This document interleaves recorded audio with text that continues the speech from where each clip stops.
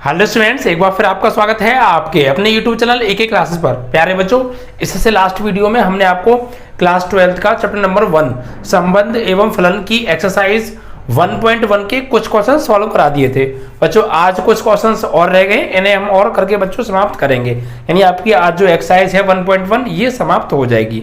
बच्चों देखिए, जो पहली एक्सरसाइज है इसे समाप्त होने में कई पार्ट बने हैं। तो देखिए पहला जो चैप्टर है ना, इसको सॉल्यूशन होने में पार्ट काफी बनेंगे, यानी कि अगर आई थिंक पहली एक्सरसाइज चल रही है आपके 10 पार्ट समथिंग बन गए, तो आपको पार्ट को देख के आप डरिएगा मत यार, बड़े यार मतलब इसमें तो पहली एक्सरसाइज में 10 पार्ट हैं तो 4 एक्सरसाइज है, कितने पार्ट बनेंगे। पार्टों को मत देखिए, बिकॉज ये जो पहला चैप्टर है आप मुझसे पढ़ने से पहले अगर आपका मन करे तो कहीं और पढ़ के देखिएगा।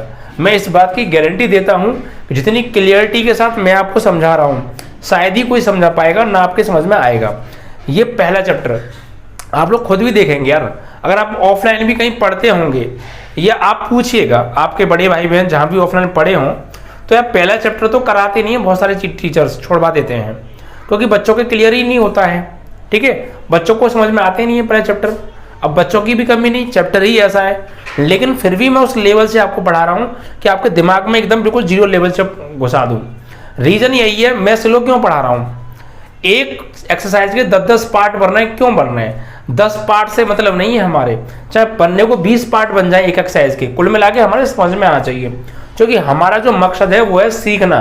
अगर हम सीख गए तो 100 पार्ट क्यों ना बन जाए, हमें सब कुछ आ जाएगा। तो हम यहाँ पर सीखने आए हैं, पार्टों की संख्या को मत देखिएगा। पहला चैप्टर है इसलिए मैं थोड़ा स्लो पढ़ा रहा हूँ, प्लस एक वीडियो में 2 से 3 ही क्वेश्चन कराता हूँ क्योंकि आपको ज़्यादा से ज़्यादा क्लियर हो। और आप देखेंगे 3 क्वेश्चन कोई ज़्यादा बड़ी बात नहीं है, एक वीडियो में बहुत कम क्वेश्चन है, लेकिन उनको मैं इतनी देर समझाता हूँ कि आपके दिमाग में पूरी बात बैठ जाए। कुछ भी नहीं छोड़ता, सारी चीज़ें मैं बोल के समझाना चाहता हूँ आपको और लिखा के। ठीक है, तो यही रीज़न है कि एक वीडियो में 2 से 3 ही क्वेश्चन अभी हो पा रहे हैं और हम उन्हें समझाने में ज़्यादा टाइम लेते हैं। आप देखते भी होंगे मैं एक एक क्वेश्चन को समझाने में ज़्यादा टाइम लेता हूँ, क्योंकि ये क्वेश्चन ही वो है, अगर मैं आपको समझाऊंगा नहीं या कम बोलूँगा, सिर्फ जल्दी करा दूंगा, तो आपको जितनी नॉलेज मुझे देनी है, डीपली नॉलेज, या जिस चीज़ को मुझे बिल्कुल क्लियरिटी के साथ आपको समझाना है, वो चीज़ आपको नहीं मिल पाएगी। और मेरा मकसद ये नहीं है कि एक वीडियो में ज़्यादा से ज़्यादा क्वेश्चन करूँ और समझ में एक बार को कम आए, लेकिन वो चीज़ नहीं। ठीक है, चाहे क्वेश्चन कम हो बट आपको समझ में क्लियरिटी के साथ बहुत बेहतरीन तरीके से आना चाहिए। ठीक है, मेरा तो यही कोशिश रहती है। बाकी आप लोग अगर आपको दिक्कत है जल्दी जल्दी देख के आप अगले पार्ट पे बढ़ जाइएगा, अगर आप समझ पा रहे हैं तो ठीक है, स्पीड बढ़ा लीजिए, कोई दिक्कत नहीं है। लेकिन कोशिश यही है कि सब तरह के बच्चे हमसे पढ़ते हैं, सभी को बहुत अच्छे से क्लियर हो। ठीक है, थोड़ा टाइम लग जाए बिकॉज हमारे पास टाइम है, कोई दिक्कत नहीं है, बट क्लियरिटी के साथ समझ में आना चाहिए। पहला चैप्टर ही मैं थोड़ा स्लो पढ़ा रहा हूँ, बट सेकंड चैप्टर के बाद थोड़ी सी स्पीड बढ़ा देंगे, बट क्लियरिटी के साथ सब कुछ क्लियर होगा। ठीक है, चलिए। तो बच्चों हमने आपको जो क्वेश्चन करा दिए थे एक्सरसाइज 1.1 के, वो 11 तक कंप्लीट हो गए थे, है ना। आज क्वेश्चन नंबर 12 आपका चलेगा।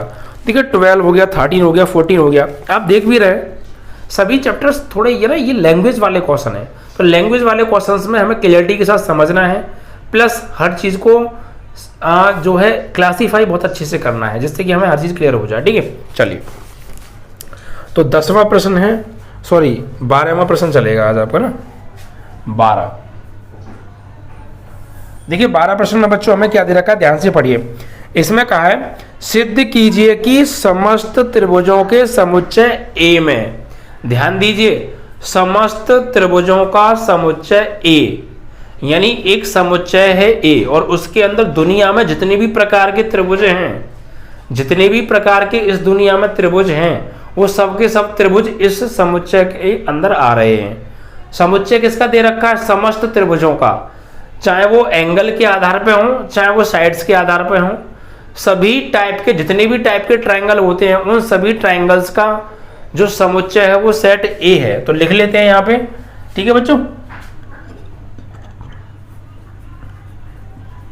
समुच्चय क्या दे रखा है? ए बराबर सभी त्रिभुज, सभी प्रकार के त्रिभुज, जितने भी प्रकार के त्रिभुज हैं उनका हमें समुच्चय दे रखा है। ठीक है भाई, जितने भी ट्रायंगल हैं वो इसके अंदर आ रहे होंगे।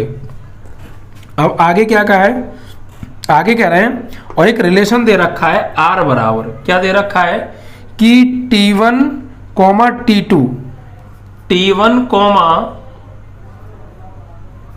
T2 दो ट्राइंगल है T1, T2 such that T1 और T2 इस प्रकार हैं कि T1, T2 के समरूप है,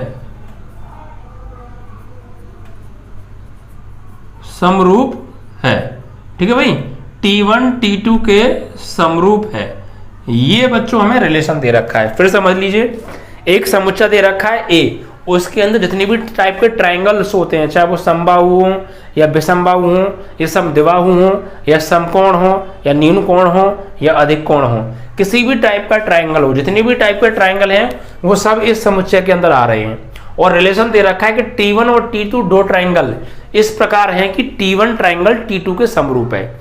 इट मीन्स दैट कि यहाँ पर हम जो रिलेशन बनाएंगे उस रिलेशन के अंदर सिर्फ वही क्रमित एवं आएंगे जो इस नियम का पालन कर रहे होंगे। इट मीन्स कि दोनों त्रिभुज अगर आपस में समरूप होंगे तो वो उस रिलेशन के अंदर आएंगे, अदरवाइज नहीं आएंगे। क्योंकि रिलेशन क्या है, T1 T2 के समरूप है। तो जो ट्राइंगल आपस में समरूप होंगे वही ट्राइंगल इस R नियम के अंदर आएंगे। तो भाई R नियम के अंदर कौन कौन से ट्राइंगल आएंगे, जो आपस में समरूप होंगे। अब बात आती है दो ट्राइंगल समरूप कौन से होते हैं, सिमिलर ट्राइंगल। समरूप मींस सिमिलर। तो दो ट्राइंगल सिमिलर कब होते हैं, तो उसके लिए आपने क्लास 10th में चैप्टर पढ़ा होगा ट्राइंगल, उसमें आपने थ्योरम्स भी पढ़ी होंगी। दो ट्राइंगल्स को कांग्रुएंस होने की प्रॉपर्टी आपने पढ़ी होंगी। देखिए बच्चों, होते तो कई तरीके से हैं। उनकी भुजाओं का अनुपात समान है तो त्रिभुज समरूप होंगे, संगत भुजाओं का अनुपात या संगत कोण बराबर है तो ट्राइंगल समरूप होते हैं। या दो भुजाओं का अनुपात तथा उनके बीच का कोण, किसी एक त्रिभुज की दो भुजाओं का, किसी एक त्रिभुज की दो भुजा और उनके बीच का कोण, किसी दूसरे त्रिभुज की दो भुजा और उनके बीच के कोण की संगत भुजाओं का अनुपात और संगत कोण बराबर है तो त्रिभुज समरूप होते हैं। तो कई थ्योरम्स हैं, आगे पढ़ लेते हैं। आगे क्या दिया है तो समझ में आ गया क्या दिया था यहाँ पे, सभी त्रिभुजों का समुच्चय और रिलेशन T1 T2 के समरूप है। आगे देखिए, फिर इसमें बोल रहे हैं कि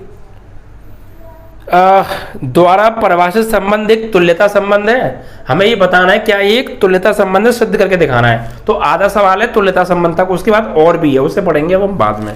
पहले हम इसको तुल्यता प्रूफ कर लेते हैं, ठीक है। तो देखिए भाई, सभी त्रिभुजों का समुच्चय दे रखा है और T1 T2 के समरूप है, ये रिलेशन है। तो क्या एक तुल्यता संबंध होगा। तो भैया तुल्यता संबंध के लिए क्या करेंगे, सबसे पहले स्वतुल्य की बात करते हैं। स्वतुल्य संबंध, तो भाई स्वतुल्य संबंध कब होता है, जब कोई एलिमेंट का रिलेशन उसी के साथ हो और वो एलिमेंट सेट ए से लिया गया हो। तो देखिए बच्चों, अगर यहां पर एलिमेंट क्या है, ट्राइंगल से, जितने भी ट्राइंगल है सेट में आ रहे हैं, तो इस ट्राइंगल से कोई, इस समुच्चय से, इस त्रिभुजों के समुच्चय से कोई भी एक ट्राइंगल उठा लो, क्या वो ट्राइंगल खुद के समरूप होगा। ऑफ कोर्स होगा, हर ट्राइंगल खुद के समरूप होता है। भाई समरूप की पहचान क्या है भाई, देखिए ऐसी दो आकृतियां जो एक दूसरे को, सिंपल भाषा में ऐसी दो आकृतियां जो एक दूसरे को पूर्ण रूप से ढक लेती हैं, उन्हीं को हम सिमिलर ट्राइंगल्स कहते हैं या सिमिलर फिगर्स, सिमिलर आकृतियां कहते हैं। ऐसी आकृतियां जो एक दूसरे को पूर्ण रूप से ढक लें एक दूसरे को, वही आकृतियां आपस में समरूप आकृतियां कहलाती हैं, ठीक है भाई। या फिर एक ऑथेंटिक डेफिनेशन क्या है, वे त्रिभुज जिनके आकार और आकृति दोनों ही समान होते हैं वो समरूप ट्राइंगल। आकार और आकृति, आकार मतलब लंबाई चौड़ाई वो है वो समान हो, लंबाई चौड़ाई ऊंचाई समान हो, और आकृति मतलब देखने में एक जैसे हो।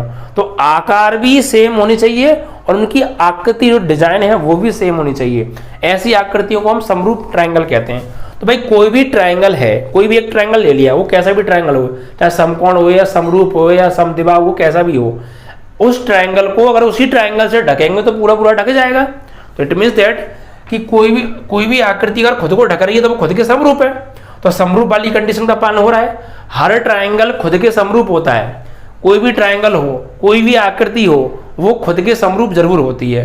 तो खुद के साथ आर रिलेशन है, क्योंकि रिलेशन क्या कह रहा है, T1 T2 का समरूप है। अगर T1 भी हमने एक ट्राइंगल लिया, उसको हम T1 मानना है, उसी को हम T2 मानना है। एक ट्राइंगल सेट ए में से उठा लिया, उसी ट्राइंगल को हम T1 ट्राइंगल मान रहे हैं, उसी ट्राइंगल को हम T2 ट्राइंगल मान रहे हैं। तो T1 T2 का समरूप होगा, खुद वो ट्राइंगल खुद की समरूप होगा, वो खुद को ही पूरा पूरा ढक लेगा, इट मीन्स वो समरूप होंगे आपस में। ठीक है, तो यहाँ पे कोई भी ट्राइंगल खुद के समरूप होता है तो यहाँ पे लिखेंगे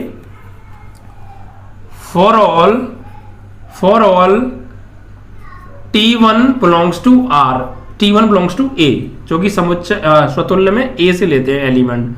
T1 belongs to A implies that T1, T2 belongs to R।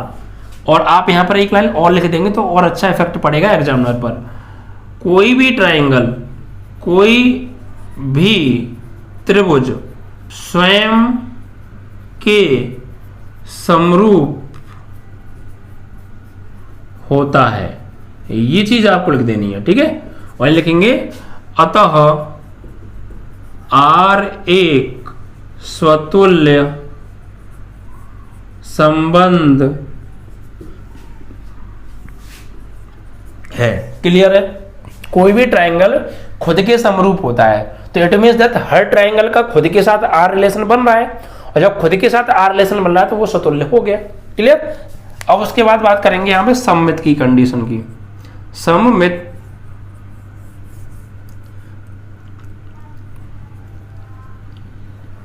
संबंध।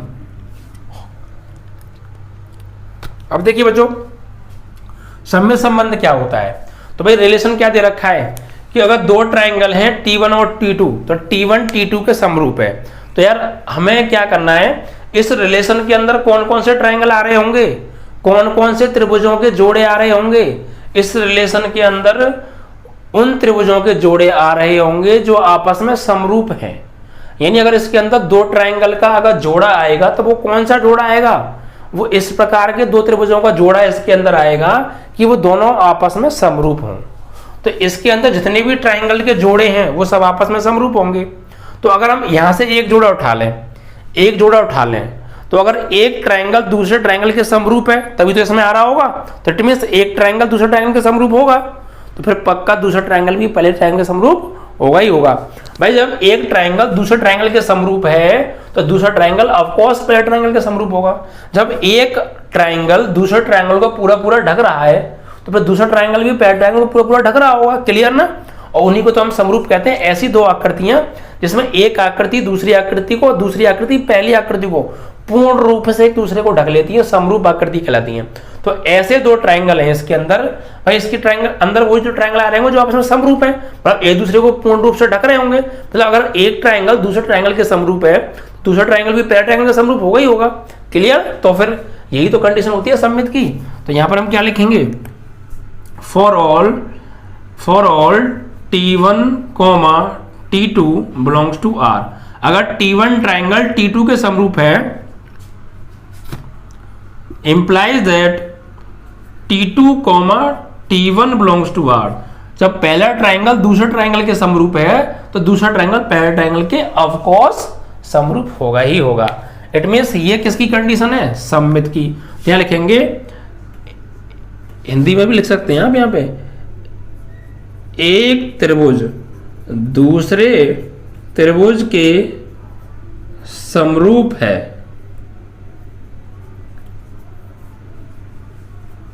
तो दूसरा त्रिभुज भी पहले त्रिभुज के समरूप होगा। ये बात आप लिख देंगे तो और सोने में सुहागा वाली बात हो जाएगी।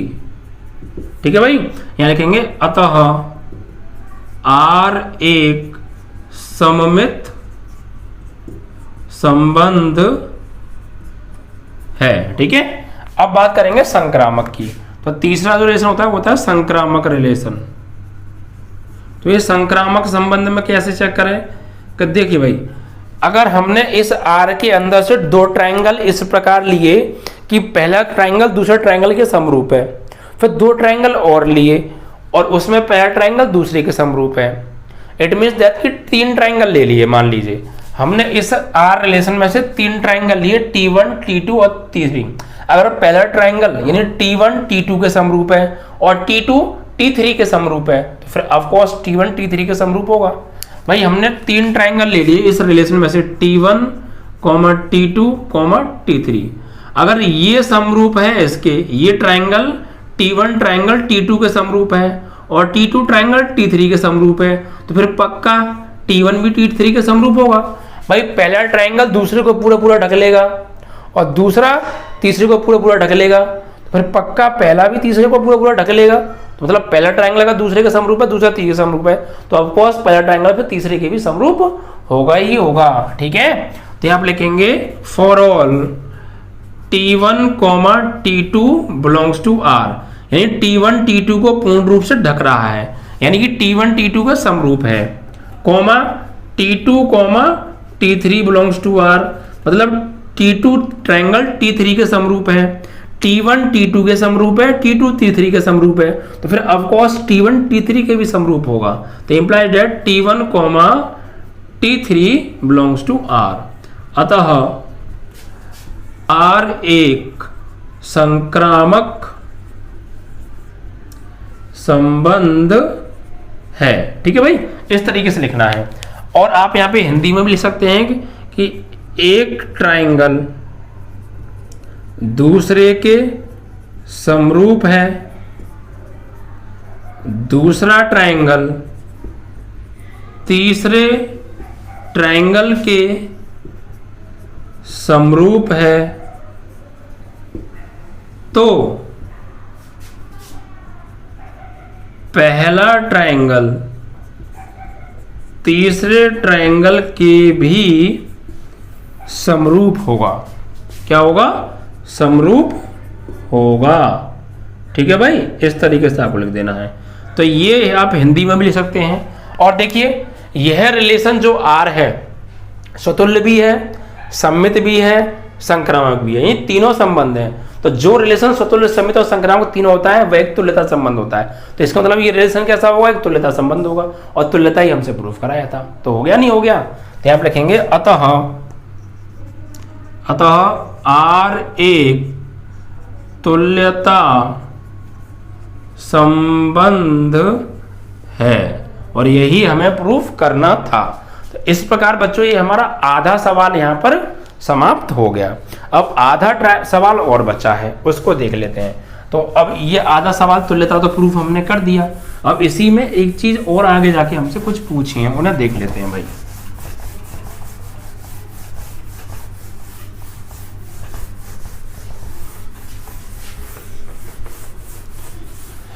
आगे क्या कहा है किताब में, पढ़िए भाई। आधा सवाल किया था, ये आधा और रह गया। अब आधा आगे पढ़ो। सवाल नंबर था आपका 12 में। तो R एक तुल्यता संबंध है, जो हो गया। अब आगे देखिए, इसमें आगे बोल रहा है भुजाओं 3, 4 और 5 वाले समकोण त्रिभुज T1, भुजाओं 5, 12 और 13 वाले समकोण त्रिभुज T2 तथा भुजाओं 6, 8 और 10 वाले समकोण त्रिभुज T3 पर विचार कीजिए। क्या T1, T2 और T3 में से कौन कौन से त्रिभुज परस्पर संबंधित हैं? यानी भाई हमें 3 ट्रायंगल और दे रखे हैं, इसमें 3 ट्रायंगल दे रखे हैं। एक तो दे रखा है T1 त्रिभुज, T1 त्रिभुज की भुजाएं की लंबाई दे रखी है, कि भुजाएं क्या दे रखी हैं? 3, 4, 5। ठीक है। दूसरा त्रिभुज है जो है आपका T2 त्रिभुज, T2 त्रिभुज की भुजाएं ये कितनी दे रखी हैं? 5, 12, 13, 5, 12, 13। ठीक है। और T3 त्रिभुज है एक समकोण, T3 समकोण त्रिभुज है। तीनों त्रिभुज कैसे हैं? समकोण है। T3 समकोण त्रिभुज है, इसकी भुजाएं दे रखी हैं जो है आपको 6, 8, 10, 6, 8, 10। क्या ये तीनों त्रिभुज एक दूसरे से संबंधित हैं? तो ये तीनों त्रिभुज आपस में संबंधित कब होंगे? जब एक ट्रायंगल दूसरे ट्रायंगल के समरूप होगा। यानी इनमें से कोई भी 2 ट्रायंगल एक दूसरे के समरूप होंगे, तो एक दूसरे से R संबंधित होंगे, जो कि संबंधित पूछा है। और संबंधित की कंडीशन क्या दी थी हमें? कि T1 T2 के समरूप है। इट मीन्स इन दोनों में से कोई भी 2 ट्रायंगल अगर आपस में समरूप होंगे तो वो आपस में एक दूसरे से संबंधित होंगे।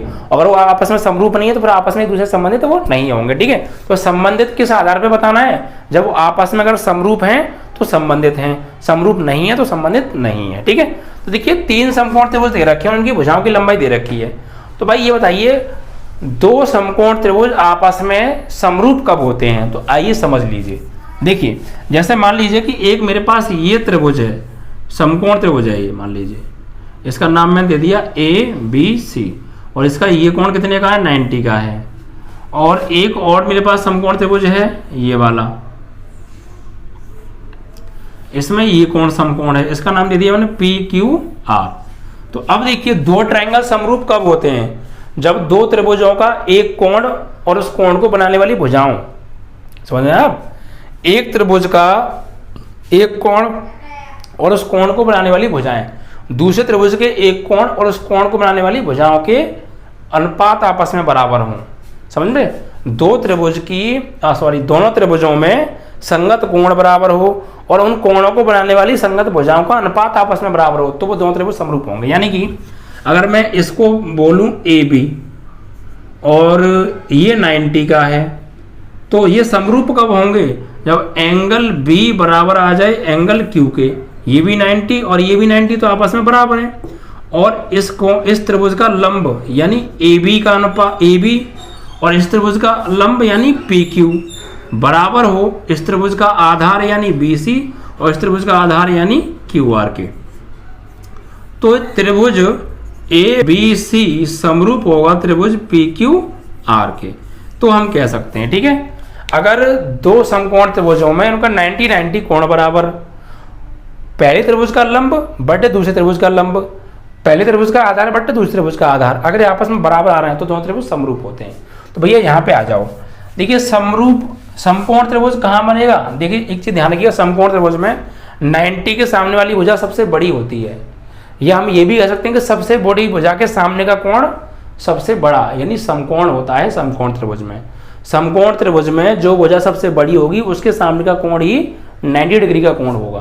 तो देखिए भाई, अगर हम ये बात करें T1 और T2 के बारे में, T1 व T2 के लिए हम बात कर रहे हैं, तो भाई T1 बनाइए। अब T1 एक ट्रायंगल बना लिया हमने, ये T1 ट्रायंगल है, इसका नाम दे दिया ये है ABC, और ये ट्रायंगल कौन सा है, T1 है।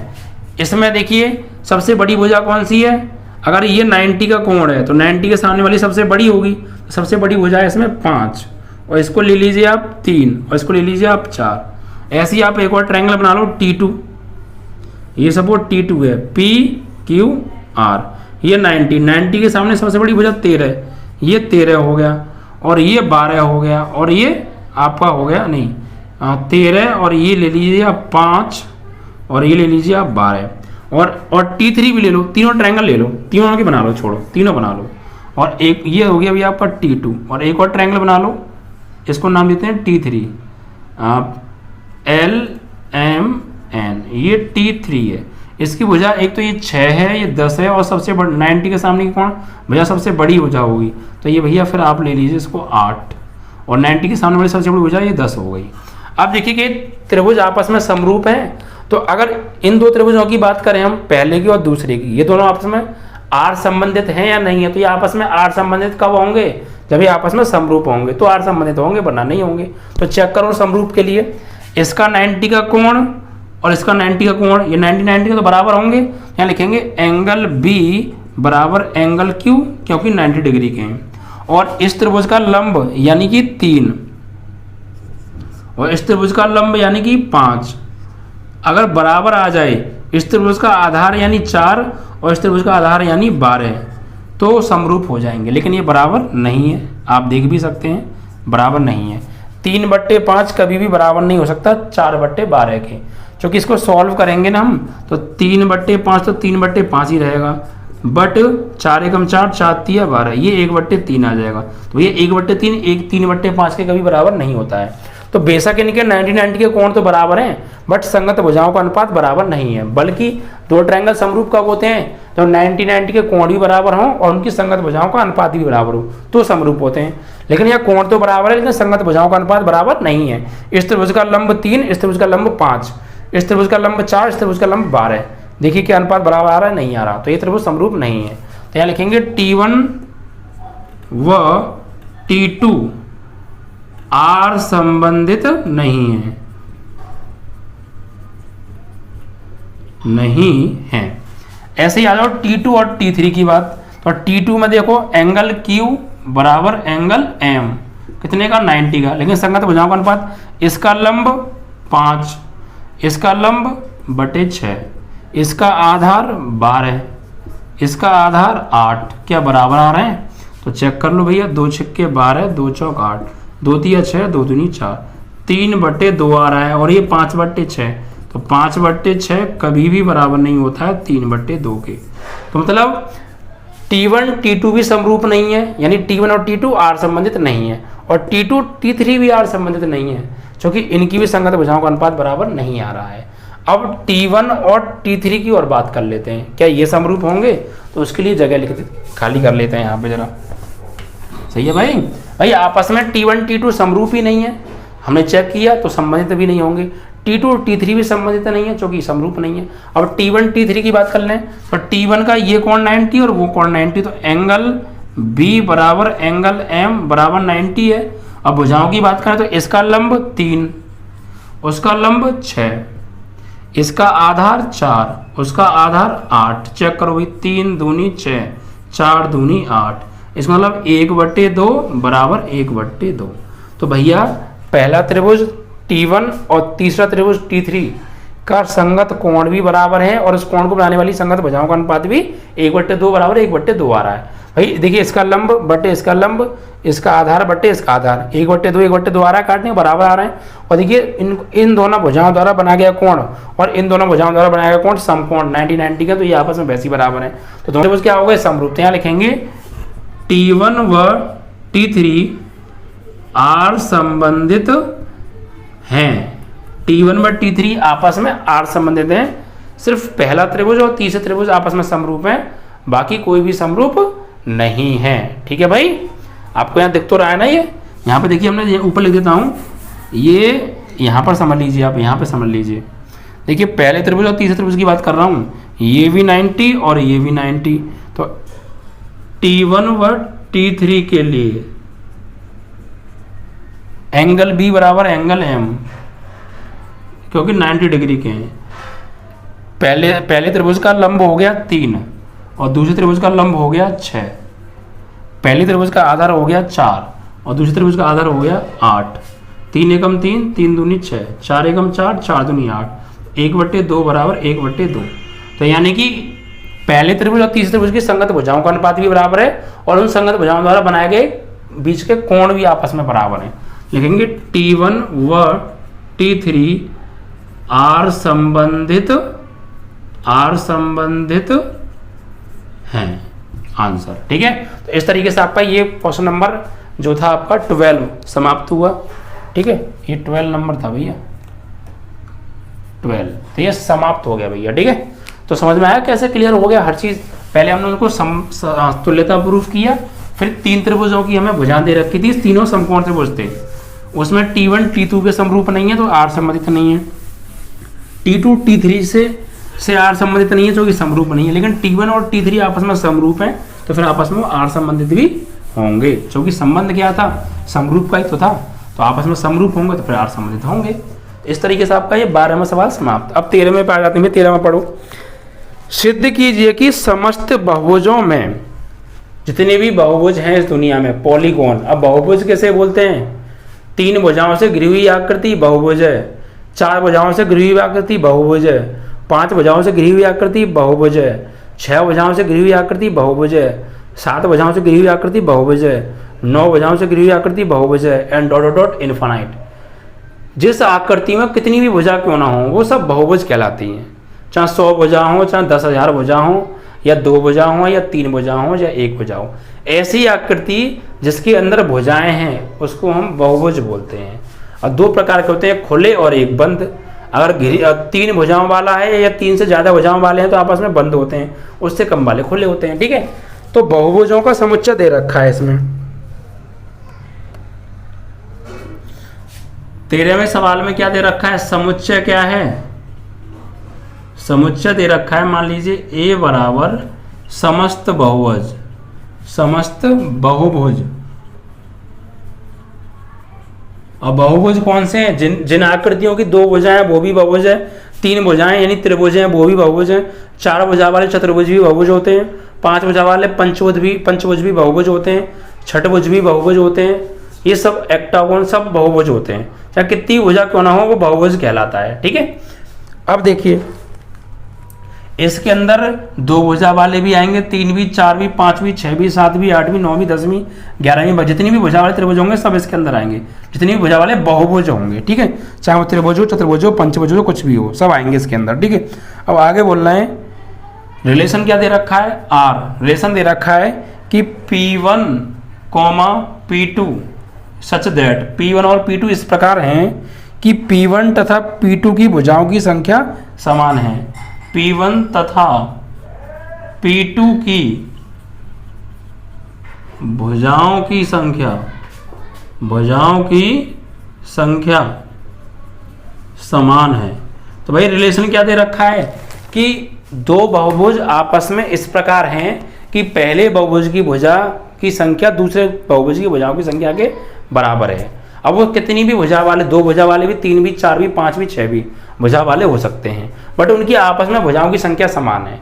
तो इससे एक बात क्लियर हो रही है, अगर 2 बहुभुज हैं उनकी आपस में भुजाओं की संख्या समान है तो या तो दोनों ट्रायंगल होंगे, क्योंकि पहले त्रिभुज की भुजा भी 3, दूसरे की भी 3, तो दोनों ट्रायंगल ही होंगे, या चतुर्भुज होंगे, या पंचभुज होंगे, या छठभुज होंगे एक ही वैरायटी के। ठीक है, अब देखिए अब आगे क्या प्रूफ करना है, आगे बताना है सिद्ध कीजिए कि यह क्या है, एक तुल्यता संबंध है।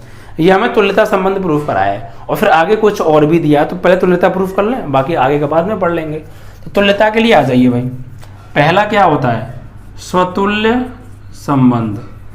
स्वतुल्य संबंध, तो संबंध क्या है, एक त्रिभुज की भुजाओं की संख्या दूसरे त्रिभुज की भुजाओं की, एक बहुभुज की भुजाओं की संख्या दूसरे बहुभुज की भुजाओं की संख्या के बराबर है। तो आप मुझे ये बताइए किसी भी बहुभुज की भुजाओं की संख्या खुद के ही समान होगी या नहीं होगी।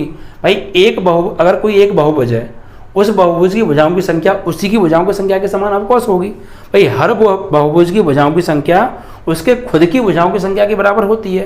तो खुद के साथ आर रिलेशन है, रिलेशन हम खुद की भुजाओं की संख्या के समान ही क्यों ले रहे हैं, क्योंकि हमें दिया ही है कि 2 बहुभुज इस प्रकार है कि उनकी भुजाओं की संख्या समान हो। तो किसी भी बहुभुज की भुजाओं की संख्या खुद की भुजाओं की संख्या की ऑफकोर्स बराबर होगी। तो यहाँ लिखेंगे for all P1 belongs to A implies that P1, P2 belongs to R।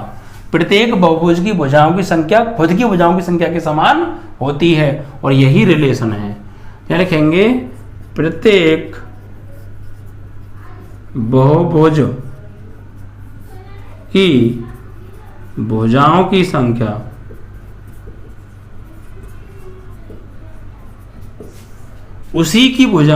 उसी खुद की भुजाओं की संख्या के, प्रत्येक बहुभुज की भुजाओं की संख्या खुद की भुजाओं की संख्या के समान होती है। ठीक है भाई, प्रत्येक बहुभुज की भुजाओं की संख्या उसी खुद की भुजाओं की संख्या के समान होती है। तो यहां लिखेंगे अतः R एक स्वतुल्य संबंध है। ठीक है भाई, दूसरा सममित की बात कर लेते हैं। सममित संबंध। अब भाई सममित संबंध क्या होता है, सममित में क्या होता है कि हम 2 बहुभुज लेंगे और उस आर रिलेशन में से लेंगे, और जो बहुभुज आर रिलेशन के अंदर आ रहे होंगे उनमें आपस में उनकी भुजाओं की संख्या जरूर समान होगी। तो अगर हम बहुभुज में से 2 बहुभुज ले लें, बहुभुज के समुच्चय में से 2 बहुभुज इस प्रकार लें कि एक बहुभुज की भुजाओं की संख्या अगर दूसरे बहुभुज की भुजाओं की संख्या के बराबर है तो फिर पक्का दूसरे बहुभुज की भुजाओं की संख्या पहले बहुभुज की भुजाओं की संख्या के बराबर होगी। भाई 2 बहुभुज हमने ऐसे लिए कि पहले बहुभुज की भुजा दूसरे बहुभुज की भुजा के बराबर, फिर पक्का यार दूसरे बहुभुज की भुजा पहले बहुभुज की भुजा की संख्या के बराबर होगी। तो मतलब A, B belongs to R implies that B, A belongs to R. It means that B can say this relation is symmetric relation। ठीक है, तो यहाँ पे लिखेंगे for all P1, P2 belongs to R। अगर P1 बहुभुज की भुजाओं की संख्या P2 बहुभुज की भुजाओं की संख्या के बराबर है तो जरूर फिर P2, P1 belongs to R, यानी कि जब P1 की भुजाओं की संख्या P2 की भुजाओं की संख्या के बराबर है तो फिर जरूर P2 की भुजाओं की संख्या P1 की भुजाओं की संख्या के बराबर होगी, और होगी तो यहाँ लिख देंगे अतः R एक सममित संबंध है। ठीक है, और यहां पर हम हिंदी में भी बना के ले सकते हैं चाहो तो आप, एक बहुभुज की भुजाओं की संख्या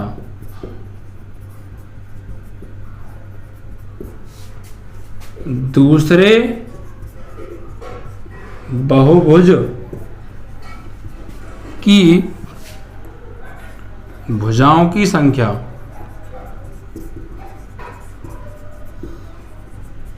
के समान है, तो दूसरे की भी भुजाओं की संख्या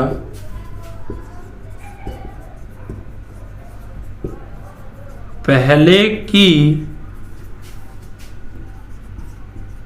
भुजाओं की संख्या के समान होगी।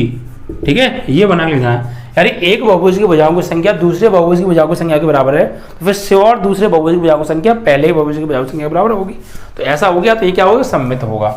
अब संक्रामक की बात कर लेते हैं। संक्रामक संबंध, अगर हमने आर रिलेशन में से तीन त्रिभुज है हमारे, हमने आर रिलेशन में से इस संबंध आर में से तीन बहुभुज लिए, तीन बहुभुज हमने लिए। ठीक है, इस आर रिलेशन में से हमने तीन बहुभुज इस प्रकार लिए कि पहले बहुभुज की भुजाओं की संख्या दूसरे बहुभुज की भुजाओं की संख्या के बराबर है, और दूसरे बहुभुज की भुजाओं की संख्या तीसरे बहुभुज की भुजाओं की संख्या के बराबर है, तो फिर श्योर पहले बहुभुज की भुजाओं की संख्या तीसरे बहुभुज की भुजाओं की संख्या के बराबर होगी।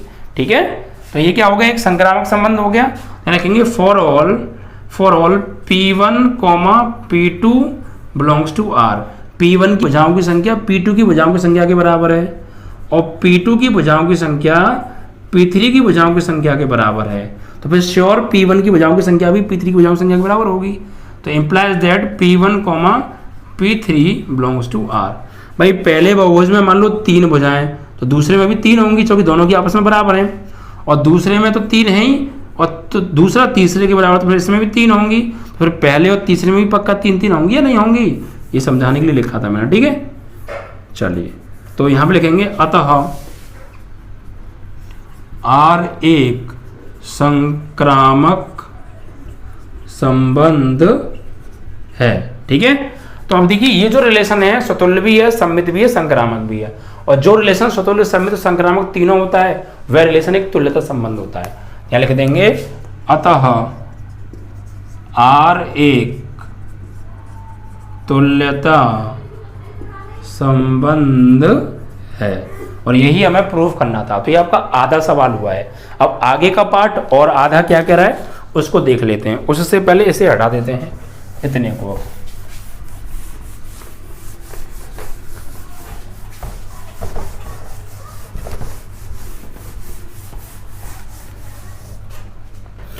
अगला जो सवाल है बच्चों वो क्या है, देखिए इसमें हमसे कहा है, आगे जो बोल रहा है आधा है, इसमें आधा ये बोल रहा है कि 3, 4 और 5 लंबाई की भुजाओं वाले समकोण त्रिभुज से संबंधित समुच्चय ए के सभी अवयवों का समुच्चय ज्ञात कीजिए। यानी एक समकोण त्रिभुज दिया है, समकोण त्रिभुज की भुजाओं दे रखी है, हमें क्या दे रखी हैं, 3, 4, 5 हैं। तो इस समकोण त्रिभुज से संबंधित जितनी भी त्रिभुज इसके अंदर आ रहे होंगे उन सभी का वो लिखना है, समुच्चय लिखना है। तो यार मुझे ये बताओ आपस में संबंध क्या है। तो आपस में संबंध है भुजाओं की संख्या का। अगर दो बहुभुजों की भुजा आपस में, भुजाओं की संख्या आपस में समान है, फिर सुनिए, अगर दो बहुभुजों की भुजाओं की संख्या अगर आपस में समान है तो वो दोनों त्रिभुज आपस में संबंधित होंगे, और वो दोनों त्रिभुज एक ही समुच्चय के अंदर आएंगे। तो भाई ये त्रिभुज मुझे कैसा दिया है, ये त्रिभुज मुझे समकोण दिया है, यानी ये एक त्रिभुज है। ये जो बहुभुज दे रखा है मुझे, ये कैसा बहुभुज है, 3 भुजाओं वाला बहुभुज है। तो इससे संबंधित कौन से बहुभुज होंगे? इससे संबंधित वो बहुभुज होंगे जिनकी भुजाओं की संख्या 3 होगी।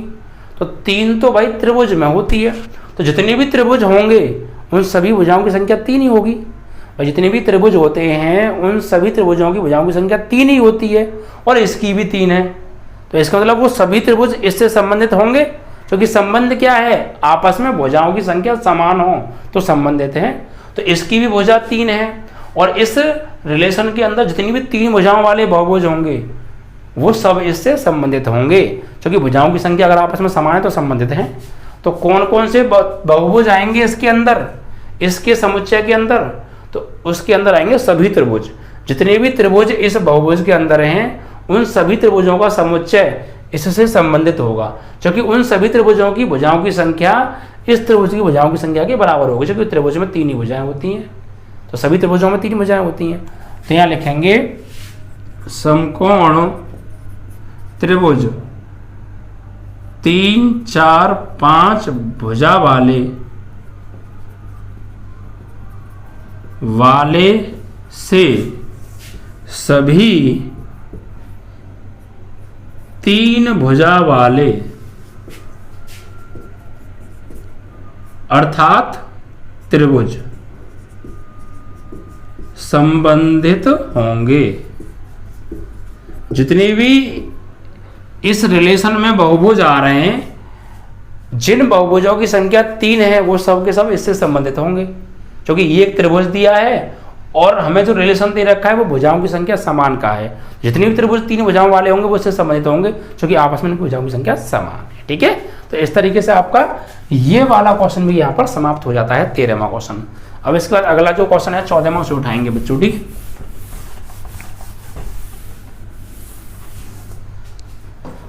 14वें क्वेश्चन में ये कहा है बच्चों कि मान लीजिए कि एक्स वाई एक तल है, एक प्लेन है, जैसे ये बोर्ड, ये भी एक प्लेन है, एक तल है। ठीक है, एक्स वाई तल में स्थित समस्त रेखाओं का समुच्चय एल है।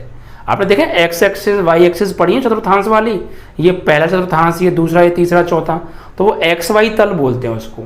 ठीक है, अब ये बोल रहे हैं एक्स वाई तल में स्थित समस्त रेखाओं, जितनी भी रेखाएं उससे होकर गुजरती हैं, समस्त रेखाओं का समुच्चय एल है। अब क्या हमें समुच्चय क्या दे रखा है? एल दे रखा है। समुच्चय क्या दे रखा है? एल। और एल के अंदर कौन कौन से एलिमेंट आ रहे हैं? सभी भुजाएं, जितनी भी भुजाएं हैं एक्स वाई तल में वो सब के सब इस समुच्चय में आ रही हैं।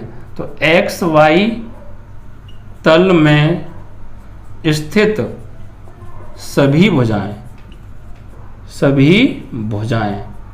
इस एल समुच्चय के अंदर आएंगी। ठीक है, अब आगे क्या बोल रहा है? रिलेशन क्या दे रखा है? रिलेशन दे रखा है L1, L2 such that L1 व L2 इस प्रकार हैं कि L1 समांतर है L2 के। ये रिलेशन दे रखा है कि L1 लाइन 1 लाइन 2 के समांतर है। तो ये प्रूफ करो द्वारा संबंध R है, सिद्ध कीजिए कि R एक तुल्यता संबंध है, और कुछ चीज और आगे दे रखी है। तो पहले हम आधा प्रूफ कर लेते हैं। इसमें यह कह रहा है कि एक्स वाई तल में जितनी भी लाइन आती हैं, जितनी भी रेखाएं होती हैं, उन सभी रेखाओं का समुच्चय L है। यानी इस L समुच्चय में सभी रेखाएं आ रही, जितनी भी रेखाएं होती हैं दुनिया में, सब रेखाएं इसके अंदर आ रही हैं। अब रिलेशन दे रखा है कि L1 और L2 दो रेखाएं इस प्रकार हैं कि पहली रेखा दूसरी रेखा के समांतर है। तो मतलब इस R के अंदर सिर्फ वही रेखाएं आएंगी जो आपस में समांतर होंगी, क्योंकि रिलेशन किसका है? समांतर का है। तो ऐसी रेखाएं जो आपस में समांतर हैं वही इसके अंदर आ सकती हैं, और जो आपस में समांतर नहीं है वो इसके अंदर नहीं आ सकती हैं, क्योंकि रिलेशन ही समांतर का है। तो इससे हमें तुल्यता प्रूफ करना है। क्या प्रूफ करना है? तुल्यता। तो पहली बात करेंगे स्वतुल्य। तो भैया ये बताइए, कोई भी लाइन क्या खुद के समांतर होती है? तो ऑफ कोर्स होती है। कोई भी रेखा खुद के समांतर होती है। ठीक है, कोई भी लाइन हो, अगर कोई लाइन आपने ये खींच दी तो ये लाइन इसी लाइन के क्या होगी? समांतर होगी, क्योंकि दोनों लाइन एक दूसरे के ऊपर आ रही हैं। तो बीच में जो भी गैप होगा, वैसे गैप तो होगा ही नहीं, लेकिन दोनों एक दूसरे के ऊपर आ रही हैं, संपाती हैं। तो जो रेखाएं संपात होती हैं वो आपस में समांतर होती हैं। ठीक है, तो कोई भी लाइन हो वो खुद के समांतर होती है, ये बात ध्यान रखिएगा। यहाँ रखेंगे for all L1 belongs to A, L1 belongs to L, जो कि आपके समुच्चय A नहीं L है। तो जो L1 है, अगर वो सेट A का, अगर L1 जो है इस सेट L का वो है, क्या है, एलिमेंट है, क्योंकि इस L के अंदर वो रेखाएं आ रही हैं जो आपस में समांतर हैं, सभी रेखाएं इसके अंदर आ रही हैं। तो हम इसमें से कोई भी एक रेखा ले लें भाई, इस L के अंदर सभी रेखाएं आ रही हैं, तो इसमें से अगर हम कोई एक रेखा ले लें तो वो रेखा खुद के समांतर होगी। तो मान लीजिए हमने कोई L1 रेखा ले ली, तो L1 बिलोंग्स टू L, क्योंकि L1 L के अंदर होगी। तो implies that L1 L1 belongs to R।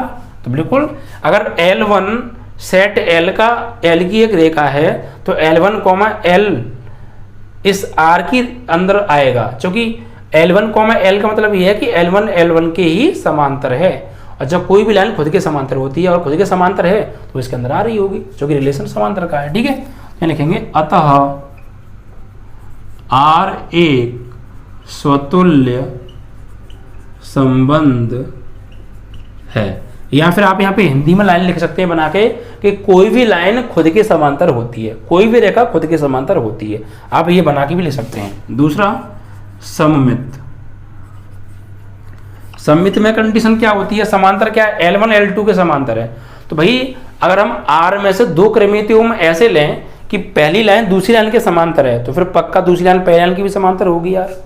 और जितने भी जोड़े इस रिलेशन के अंदर आ रहे होंगे लाइनों के, वो सभी आपस में इसी तरीके से रिलेटेड होंगे कि अगर दो लाइन हम इस प्रकार लें कि L1 L2 के समांतर है, तो ऑफकोर्स L2 फिर L1 के समांतर होगी। यहाँ लिखेंगे for all L1 L2 belongs to R implies that L2 L1 belongs to R। अतः R एक सममित संबंध है, क्योंकि अगर एक रेखा दूसरी रेखा के समांतर है तो फिर श्योर दूसरी रेखा पहली रेखा के ऑफकोर्स समांतर ही होगी प्यारे। या आप यहाँ लाइन लिख सकते हैं, यदि एक लाइन दूसरी लाइन के समांतर है तो फिर दूसरी लाइन पहली लाइन के जरूर समांतर होगी। अतः R एक सममित संबंध है। फिर तीसरी बात करेंगे संक्रामक के लिए। अगर हम तीन लाइनें उठा लें, अगर हम कोई तीन लाइन ले लें और तीन लाइनों के जोड़े लें और वो इस प्रकार लें कि पहली लाइन दूसरी लाइन के समांतर है और दूसरी लाइन तीसरी लाइन के समांतर है, तो फिर ऑफकोर्स पहली लाइन तीसरी लाइन के समांतर होगी। ये देख लीजिए आप, ये आपकी L1 है और ये आपकी L2 है, तो L1 L2 के समांतर है और L2 जो है वो L3 के समांतर है। तो L1 समांतर है L2 के, L2 समांतर है L3 के, तो ऑफकोर्स L1 और L3 भी आपस में समांतर होंगी, क्योंकि इनके बीच की दूरी समान है, इनके बीच की दूरी बराबर है, उनके बीच की दूरी बराबर है। तो फिर पक्का इस जो मतलब बीच की दूरी से मतलब मेरा ये हो गया कि समांतर। अगर ये दोनों आपस में कभी दूसरे को नहीं काटेंगी और ये दोनों आपस में कभी दूसरे को नहीं काटेंगी, फिर ये भी आपस में कभी भी दूसरे को नहीं काटेंगी, समांतर होंगी। ठीक है, तो यहाँ पर आप इस तरीके से लिख सकते हैं कि for all L1 L2 belongs to R और L2 L3 belongs to R implies that L1 L3 belongs to R। अतः R एक संक्रामक संबंध है। ठीक है, तो अगर पहली लाइन दूसरी लाइन के समांतर है, दूसरी तीसरी के समांतर है, फिर ऑफकोर्स पहली तीसरी के समांतर होगी। जब पहली और दूसरी कभी आगे बढ़ाने पे दूसरे को नहीं काटेंगी और दूसरी तीसरी आगे बढ़ाने पे कभी दूसरे को नहीं काटेंगी, तो पहली और तीसरी आगे बढ़ाने पर कभी दूसरे को नहीं काटेंगी, क्योंकि जो लाइन आगे बढ़ाने पर कभी भी एक दूसरे को नहीं काटती हैं तथा उनके बीच की दूरी हमेशा समान होती है, वो समांतर रेखा कहलाती है। ठीक है, तो ये जो रिलेशन था सतुल्य भी है, सममित भी, संक्रामक भी। तो अतः R एक तुल्यता संबंध होगा, तुल्यता संबंध है। ठीक है, तो आधा सवाल क्लियर, आधा और बचा, उसे देख लेते हैं। आधे में अब देखिए ये क्या रखा है कि सिद्ध कीजिए कि R एक तुल्यता संबंध है, तो सिद्ध कर दिया हमने भैया। आगे देखो क्या कर रहा है, रेखा y बराबर 2x+4 से संबंधित समस्त रेखाओं का समुच्चय लिखिए। तो एक रेखा दे रखी है y बराबर 2x+4, रेखा y बराबर 2x+4 और इस y बराबर 2x से रिलेटेड जितनी भी रेखाएं हैं वो सभी लिखनी है। तो यार ये बताइए, इस लाइन से संबंधित रेखाएं कौन सी होंगी? इस लाइन से संबंधित सिर्फ वही रेखाएं संबंधित होंगी, इस लाइन से सिर्फ वही रेखाएं संबंधित होंगी जो इसके समांतर होंगी, क्योंकि रिलेशन क्या दे रखा है, समांतर का है। तो इस लाइन के समांतर जितनी भी रेखाएं होंगी वो अगर इसके समांतर हैं तो वो इससे संबंधित होंगी, अगर इसके समांतर नहीं है तो इससे संबंधित नहीं होंगी। तो भाई इसके समांतर कितनी रेखाएं हैं, तो इसके समांतर अनंत रेखाएं बनेंगी। आपको सर जी ऐसा क्यों, तो सुनिए बात। हमने एक 10th क्लास में और 11th क्लास में, अगर 10th में नहीं तो 11th में, हमने किसी एक दी हुई रेखा के समांतर दूसरी रेखा जरूर ज्ञात की होगी। अगर हमें कोई एक रेखा दे रखी है, हमें अगर वहां पर एक रेखा ax plus by plus c बराबर 0 दे रखी होती थी, तो ये जो अचर पद होता है जिसके पास ना x है ना y है, तो हम क्या करते थे, इस लाइन के समांतर रेखा का समीकरण निकालने के लिए इस अचर पद की जगह लैम्डा लगा देते थे, यानी ax plus by plus lambda बराबर 0। तो ये लाइन इसके समांतर होती थी। और कोई लाइन आपको दे रखी है, उसके समांतर अगर आपको लाइन निकालनी है तो उसमें जो अचर पद आ रहा है उसकी जगह आप लैम्डा लगा दीजिए। और जहां लैम्डा क्या होता है, जहां जो लैम्डा होता था वो बिलोंग्स टू आर, यानी कोई रियल नंबर होता था, कोई भी रियल नंबर। तो भाई आर की जगह कोई भी रियल नंबर हम लगा, एल की, इसकी लैम्डा की जगह हम कोई भी रियल नंबर लगा सकते हैं, और रियल नंबर तो इनफाइनाइट होते हैं। तो यहाँ पर जैसे जैसे हम रियल नंबर लगाते जाएंगे बदल बदल के, वैसे वैसे इसके समांतर रेखाएं बनती जाएंगी। अगर आप यहाँ पे +1 लगाओगे तो इसके समांतर ये एक नई रेखा बन जाएगी। अगर आप यहाँ पे +2 लगाओगे तो इसके समांतर ये दूसरी नई रेखा बन जाएगी। अगर आप यहाँ पे -3 लगाओगे तो इसके समांतर ये तीसरी समांतर रेखा बन जाएगी। तो ऐसी लैम्डा की जगह जितने नए नए रियल नंबर लगाओगे उतनी ही इसके समांतर नई नई रेखाएं बनेंगी। तो इस लाइन के समांतर कितनी समांतर रेखाएं होंगी, इस लाइन से संबंधित कितनी रेखाएं होंगी, अनंत होंगी। ठीक है, कितनी, अनंत। तो इस प्रकार आपका ये सवाल भी यहाँ पर समाप्त होता है। ओके, तो आप समझ को क्लियर हो गया होगा ये क्वेश्चन, 14वां क्वेश्चन। अब इसके बाद बढ़ेंगे बच्चों हम अगले प्रश्न की ओर। अगला प्रश्न क्या कह रहा है, 2 प्रश्न और रह गए, उसके बाद आपको ये एक्सरसाइज समाप्त है। ठीक है, तो ये तीनों प्रश्न जो मैंने भी कराए ये लैंग्वेज वाले थे और ज़्यादा दिमाग इसमें समझने के लिए लगाना था, और लगभग ये एक जैसे ही थे, क्योंकि रिलेशन बस अलग दे रखा था बट कॉन्सेप्ट सेम था तीनों का। अब देखिए आपका इसका 15वां 16वां प्रश्न और रह गया है। ये ऑप्शनल क्वेश्चन है तो ध्यान से समझिए। देखिए यहाँ पर हमें सब कुछ दे रखा है। 15वां सवाल देखिए बेटा, यहाँ पर हमें एक समुच्चय दे रखा है, इसको मान लेते हैं ये A है, और इसके अंदर एलिमेंट दे रखे हैं 1 2 3 4, और एक रिलेशन हमें बनाया दे रखा, पकाया क्या, 1, 2 2, 2 1, 1 4, 4 और 1, 3 3, 3, 2। ठीक है, ये एक हमें रिलेशन दे रखा है। अब निम्नलिखित में से सही उत्तर चुनना है। आर सतुल्य सममित है, संक्रामक नहीं है। आर तुल्यता और संक्रामक है, सममित नहीं है। आर सममित संक्रामक है, सतुल्य नहीं है। आर एक तुल्यता संबंध है। तो ये 4 ऑप्शन दे रखे हैं हमें यहाँ पर, और ये चेक करना है उसमें से कौन सा है। तो संबंधों को मारो गोली, हम अपना सवाल कर रहे हैं, हम सतुल्य सममित और संक्रामक तीनों निकाल लें, अगर होगा तो जो भी ऑप्शन मैच कर लेंगे। तो देखिए भाई, अब हमें आर के अंदर जो कृमित युग्म है ना, ये बना के दे रखे हैं, पहले से बनाए नहीं है, हमें पहले से दे रखे हैं, और एक सेट दे रखा है। तो सबसे पहले बात करें स्वतुल्य के लिए, क्या यह स्वतुल्य होगा? तो स्वतुल्य में क्या करते हैं, कोई भी एलिमेंट आप उठा लीजिए ए में से, उसका उसी के साथ रिलेशन आर के अंदर होना चाहिए। अगर मैंने 1 ले लिया सेट ए से, तो कि 1 सेट ए का एलिमेंट है, तो 1, 1 आर में होना चाहिए, तो 1, 1 आर में है। 2 सेट ए का तो 2, 2 है। 3 सेट ए का तो 3, 3 है। 4 सेट ए का तो 4, 4 है। इसका मतलब स्वतुल्य है। तो लिखेंगे for all 1 belongs to A implies that 1, 1 belongs to are.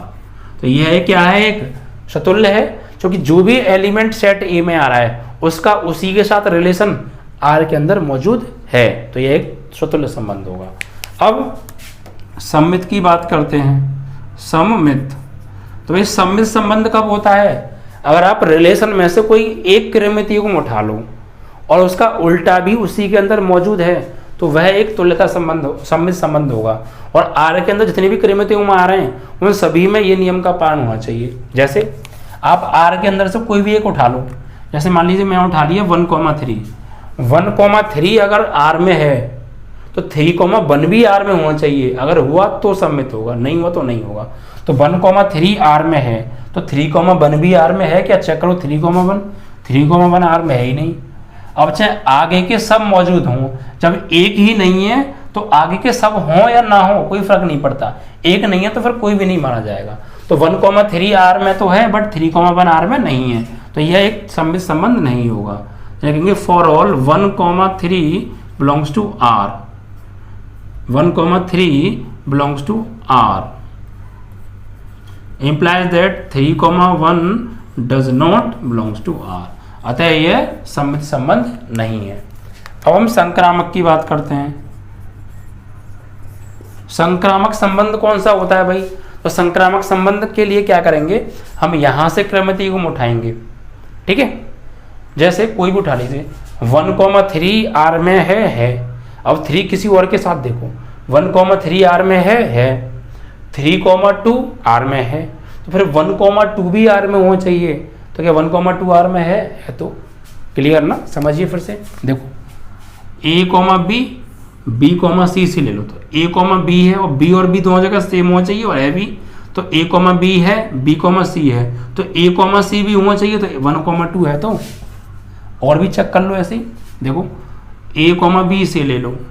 ठीक है, 4, है और 4 किसी और के साथ है क्या?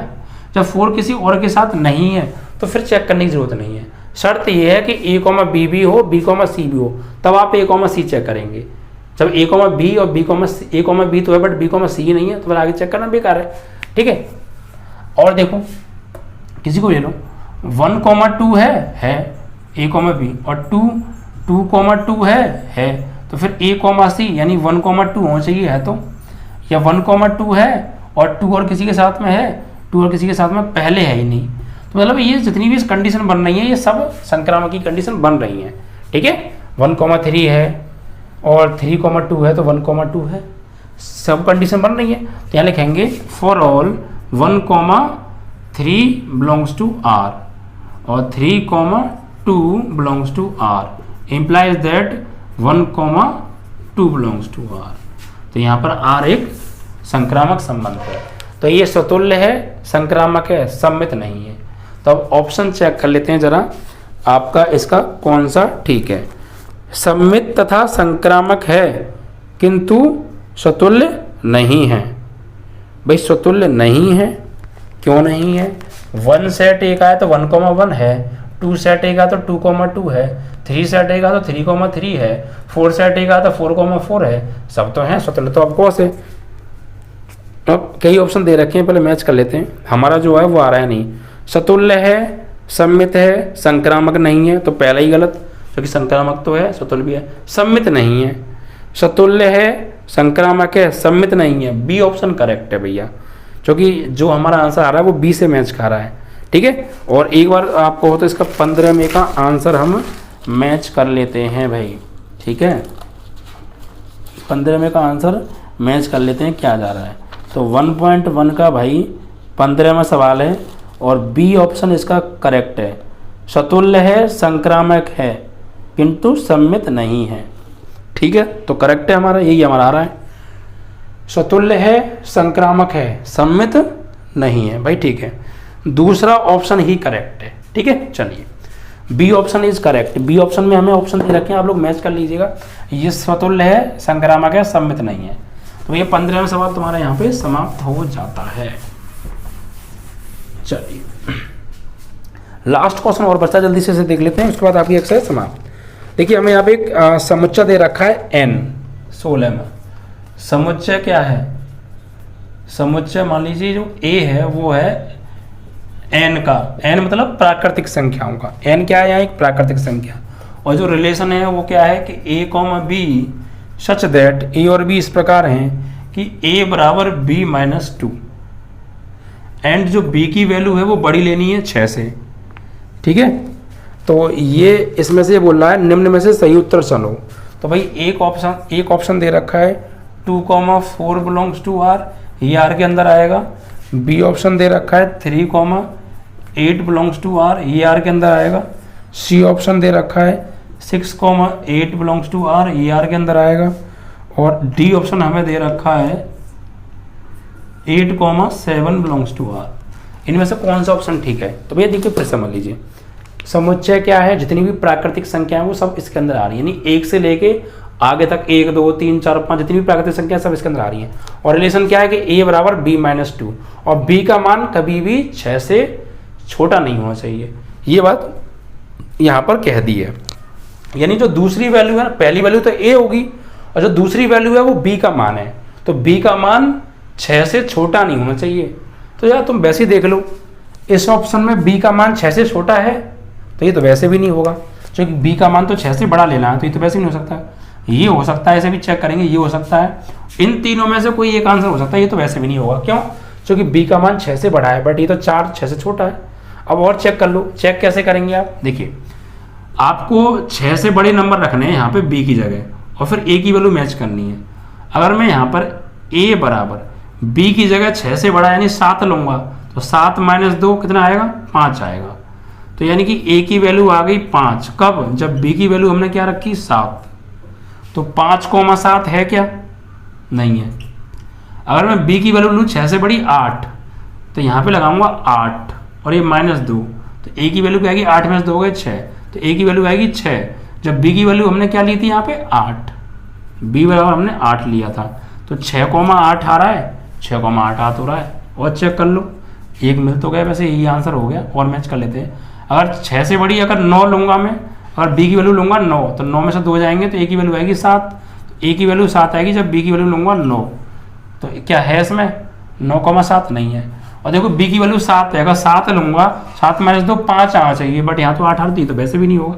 यही ऑप्शन हमारा ठीक है। ठीक है, तो इस तरीके से आपका सी ऑप्शन यहाँ पर करेक्ट हो जाता है। और इसी के साथ आपकी ये पहली एक्सरसाइज समाप्त हुई। तो बच्चों, पहली एक्सरसाइज थी, बहुत मैंने शांति से पढ़ाने की कोशिश की, क्योंकि मेरा मकसद था सिर्फ आपको समझाना। और मैं पहले चैप्टर को ऐसे ही पढ़ाऊंगा, क्योंकि पहला चैप्टर अपने आप में बहुत ज़्यादा टिपिकल चैप्टर माना जाता है और ये समझ में बच्चों के नहीं भी आता है। बट मैं आपको 100% सिखा के रहूँगा, चाहे मैं कितना भी स्लो पढ़ाऊँ। पहला चैप्टर थोड़ा स्लो ही चलेंगे। ठीक है, चलिए बाकी के क्वेश्चन अगली वीडियो, क्वेश्चन तो क्या खत्म हो गया यार। बाकी के जो अब अगली एक्सरसाइज है 1.2, उसका बेसिक कॉन्सेप्ट हम अगली वीडियो में लेकर चलेंगे। ठीक है बच्चों, जय हिंद, जय भारत।